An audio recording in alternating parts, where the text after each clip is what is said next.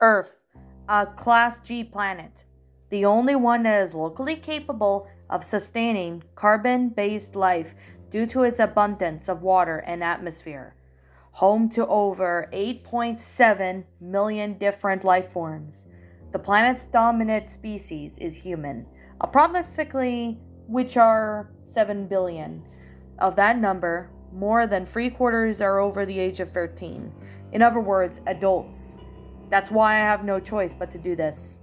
Nigel stood on the platform in the center of the conference dome, staring at the big screen which showed his home planet. A small object with arrows throwing at the fingertip-sized hole popped up near the edge of the platform. Nigel quickly took his index finger and stuck it in his nose, pulling out a bit of mucus. Just not his snot-covered finger. Almost touched a button. He heard someone shout, "No!" That was a voice. It was all too familiar. It was Chad Dixon. "My family is there. Your family. Our friends!" The 13-year-old desperately angrily shouted, yanking the handcuffs around bound to his knees. "It's ruled by adults. Infested." "Too far gone," Nigel replied in a cold, dead voice. "What about Sector 5, Hoagie, Kooky, Wallaby, and Abigail?" "Abby would never let you do this," Chad growled. There, an electric voice suddenly began to speak as a red screen and yellow symbol popped up. "Do we need more proof of where this one's alliance lies?" A cyan screen with the white symbols popped up next to the other one. "Species inactivated." "Blech, this human knows what a galactic level operative knows." A green screen with the cyan symbol said, laughing before a yellow screen with red symbols said in a scratchy electronic voice, "There are no human galactic level operatives." Actually, that's not true. There was some things that did took a big twist. The operative screen did not show a blank color with the symbol, but their actual face. It was some sort of alien, the one-eyed with orange leaves. The creature quickly covered his face, realizing his identity was exposed. Frantically pressing the buttons as he stammered, "Oh wait, for the love of... I can never figure out the privacy features on this interplanetary conference calls." Then suddenly the creature transformed into number 74.239. Gah! How many human disguises is this acting up? Who was running through the tech department while I was on Earth? Number moron? A yellow and red screen replied to this. "Who are you calling moron? You've been on Earth for too long, you reek of an adult." Just like that one. Nigel then looked on the screen silence as multiple other screens and voices popped up, causing the endless clatter and bickering, until a bright light at the top of the dome shone through and the booming voice silenced everyone. "The decision does not come likely. The decision is, don't do it, Nigel," Chad interrupted. "This isn't what the kids next door is about." That was all he could get out before his hologram disappeared. "Suppressed. The decision is Nigel Uno's." Suddenly, the aliens began attacking all Earth, beginning to take their shuttles and retreat back to space. Everyone was more confused than they triumphed, though. "What's going on?" Wally said, in stuttering a bit. "I don't know. A part of me wants to say we won the second battle, but I have a bad feeling about this. Like super uneasy," Hoagie said, clutching his chest with his heart pounding inside. Nigel then looked at the fingertip-sized hole before him, then up at the moving picture of planet Earth. At all the screens were watching him, then back at Earth once again. He gave a salute as a single stray tear dripped off his face. "Galactic Kid Next Door rules!" he quickly shouted in the amount of the peer pressure, and he jammed his finger into the hole. That one gesture had activated a large multi-cannon at the bottom of the ship. Tens upon hundreds of nozzles and outlets in all sizes, all directed at Earth, had begun to fire and then shoot up various lasers again, and then each blowing different elements: ice, fire, electricity, water, and poison. All that struck and flooded every inch of Earth. Many lives were lost in the process. Hoagie, Koogie, Wally, and Cree were swimming for their dear life when they saw one last flash in the sky. The big finish, they were about to accept their fate. with multiple 2x4 rockets swooped down towards them. It was the moon base operatives coming to rescue them. Abby quickly reached Hoagie, grabbing his hand, pulling him to safety, while the other three, "I got you, number 2. Hang on." They were all pulled into the rockets, secured just before the final blow was delivered to planet Earth. But by the time they got to the moon base, Coogie and Wally and Cree had passed out from their injuries, and they were rushed to urgent care. Abby just simply went over to the window and stared at the charred, barren remains of what used to be their home. "Nigel, Uno. No, what have you done?" It had been now 12 hours since Earth was destroyed. Coogie, Wally, and Cree had been bandaged and given up medicine for any toxic substance that got into their bodies before they all drifted off to sleep. Hoagie had just done patching up himself before walking down the hallway into the office. It was then he had heard a quiet sniffle and a sob. He turned to the opposite corner and saw one of the most depressing sights he's ever seen in his life. Abby just propped up against the wall, looking out the window as tears rolled down her cheeks at a heavy rate. "Number 5? It's going to be all right. I'm sure we'll figure something out," Hoagie said softly, before Abby let out a shaky sigh. "No, we can't. Everyone we know is gone. There's no hope to save Earth now. And it's all my fault. If I had been faster or known the second time, this wouldn't have happened. I could have stopped everything if I had figured out sooner. I don't deserve to be a supreme leader." She then felt a huge hug from behind. Hoagie just simply forced a smile. "Abby, none of us knew anything at the time. Not even Nigel. It's nobody's fault that happened. It's definitely not yours. You did the best you could do, and that's a whole lot better than nothing if you ask me." He proceeded to pull her into a warm hug. Accepting the embrace, Abby buried her face into his shoulders and sobbed heavily. Hoagie then was tearing up a bit himself. "I know it hurts. You go ahead and have a good cry. But please don't blame yourself anymore." He said nothing more than after that, and simply just left her to exhaust her tears into his sleeve until was soaked.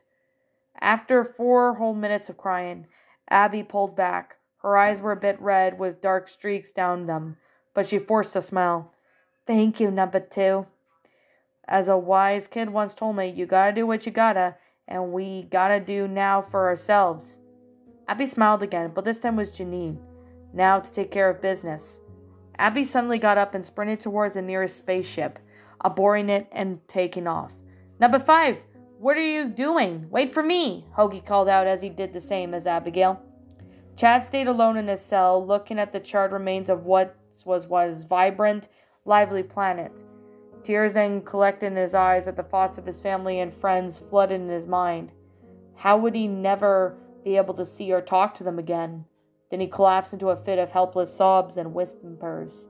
"Why are they doing this to us? Why couldn't they have done? I could have done more." He wept as he got kneeling into a fetal position over his handcuffs and cried his eyes out. Abby got out of the shuttle and stepped into one of the openings of the ship, taking out a laser gun and blasting the surveillance equipment or alarms as she came across. Chad then looked up and saw her. He was confused of how she was still alive. "Abigail? How did you—" Abby was rushed to hush him. "I'm gonna try and get things through Nigel's mind," she whispered as she resumed walking. "Thank goodness," Chad sighed. Abby then rushed around, searching for Nigel. He was walking down the hallway, presumably back to his room. Abby's eyes narrowed in anger as she ran at him at full speed. Nigel even saw this and began sprinting. A bit to no avail. He was tackled to the ground and he was looked up, saw an angry girl pinning him to the floor. She looked familiar. It only took him about 10 seconds to realize who she was. "Number 5? Is that you?" Abby grunted and got off of him.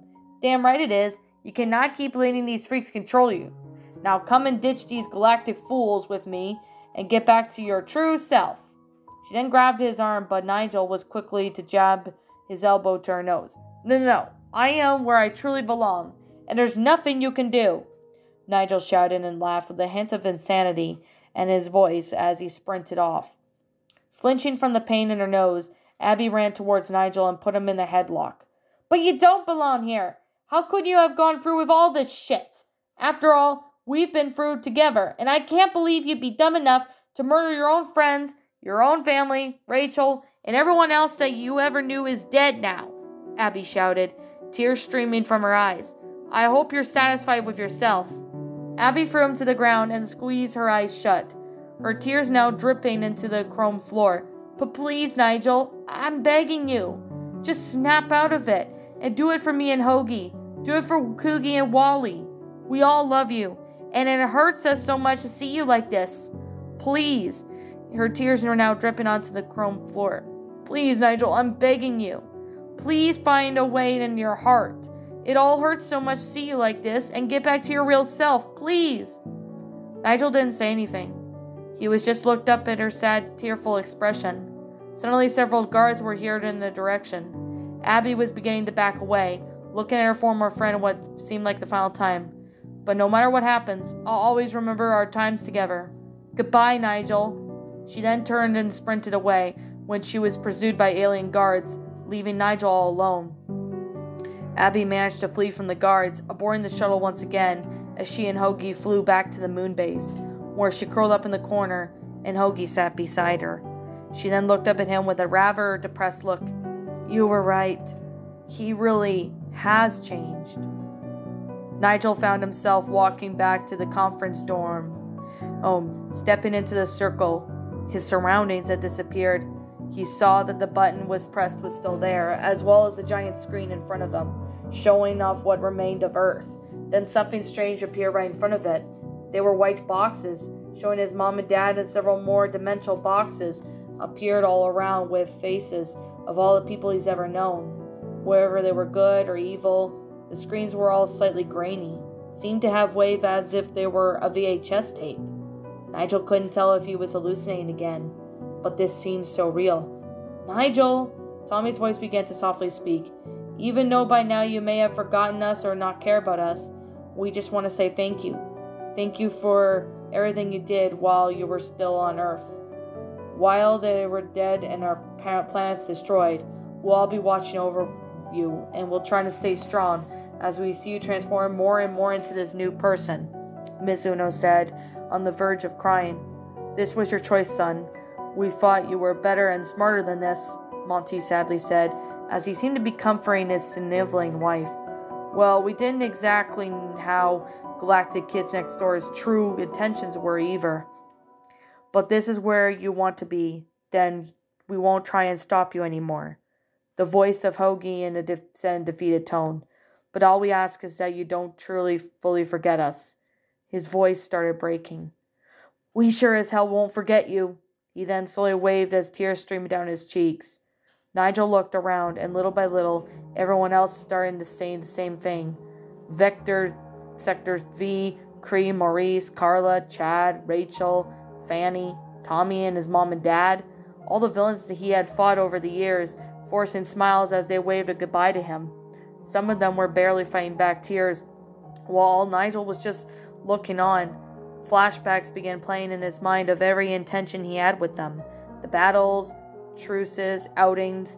Majority may have been battles, but compared to the loneliness and guilt he had been building inside of him, in the fact that they were all gone forever.